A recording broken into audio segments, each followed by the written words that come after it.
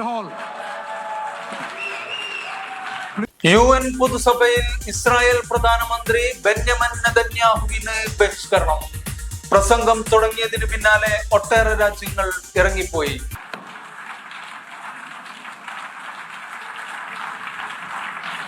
Please order in the hall. ഫലസ്തീനിൽ Israel നടത്തുന്ന കൊടും ക്രൂരതയ്ക്കെതിരെയുള്ള പ്രതിഷേധമായിരുന്നു, കൂക്കിവിളിയായിരുന്നു UN പൊതുസഭയിൽ മുഴങ്ങിയത്.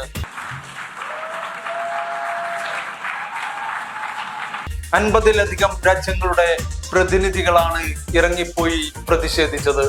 അതേസമയം ഒഴിഞ്ഞ കസേരകളെ സാക്ഷിയാക്കി ഇസ്രായേൽ പ്രധാനമന്ത്രി പ്രസംഗിച്ചു. ഭക്ഷണം ഹമാസ് കൊള്ളയടിക്കുകയാണെന്നും ഇസ്രായേൽ വംശഹത്യ നടത്തുന്നു എന്നത് അടിസ്ഥാനരഹിതമായ ആരോപണം ആണെന്നും അവർ പറഞ്ഞു.